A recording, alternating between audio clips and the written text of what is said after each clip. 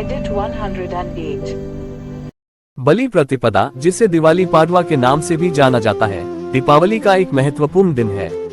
ये कार्तिक मास के शुक्ल पक्ष की प्रतिपदा तिथि को मनाया जाता है, जो लक्ष्मी पूजन के अगले दिन आता है। एक महत्व और पौराणिक कथा।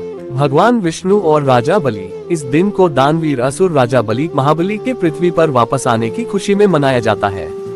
पौराणिक कथा के अनुसार राजा बलि बहुत पराक्रमी और दानी थे, लेकिन अपनी बढ़ती शक्ति के कारण उन्होंने स्वर्ग पर भी अधिकार कर लिया था। तब भगवान विष्णु ने वामन बौने का अवतार लिया और राजा बलि के पास दान मांगने पहुँचे। वामन ने बलि से 3.5 पग भूमि दान में मांगी। बलि ने दान देने का वचन दिया। जैसे ही उन्होंने वचन दिया, वामन ने विशाल रूप धारण कर लिया। पहले पग में उन्होंने पृथ्वी को और दूसरे पग में स्वर्ग को नाप लिया। तीसरा पग रखने के लिए जब कोई जगह नहीं बची, तो बलि ने अपना सिर आगे कर दिया। भगवान विष्णु ने उन्हें पाताल लोक का राज्य सौंप दिया और वरदान दिया कि हर वर्ष कार्तिक प्रतिपदा के दिन वे पृथ्वी पर आकर अपनी प्रजा से मिल सकेंगे। इस दिन लोग उनकी दानशीलता के लिए उनकी पूजा करेंगे। गोवर्धन पूजा। उत्तर भारत के कुछ हिस्सों में इसी दिन गोवर्धन पूजा भी की जाती है, जो भगवान कृष्ण द्वारा इंद्र के अहंकार को तोड़ने और गोवर्धन पर्वत को उठाने की घटना से जुड़ी है। 2. उत्सव और परंपराएं। 3.5 मुहूर्त में से एक दिवाली पाडवा को वर्ष के 3.5 सबसे शुभ मुहूर्तों 3.5 शुभ तिथियों में से एक माना जाता है। इसलिए इस दिन कोई भी नया और शुभ कार्य बिना पंचांग देखे किया जा सकता है। व्यापारियों का नव वर्ष बही पूजन, बही खाता पूजन। व्यापारी समुदाय इस दिन को नए वित्तीय वर्ष की शुरुआत मानते हैं।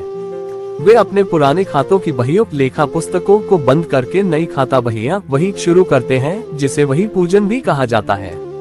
पति पत्नी का प्रेम। महाराष्ट्र और कुछ अन्य क्षेत्रों में इस दिन विवाहित स्त्रियां अपने पति की आरती ओवाटने औक्षण करती हैं और उनके लंबे व सुखी जीवन की कामना करती हैं। इसके बदले में पति अपनी पत्नी को उपहार देते हैं।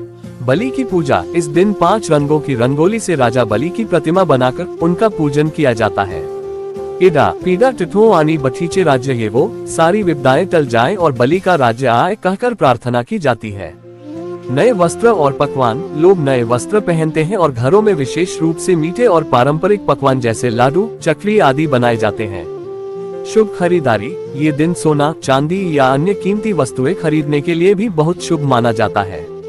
ये त्योहार मुख्य रूप से महाराष्ट्र और आसपास के क्षेत्रों में बहुत धूमधाम से मनाया जाता है, जो पौराणिक महत्व के साथ साथ कृषि प्रधान संस्कृति और रिश्तों में प्रेम को दर्शाता है।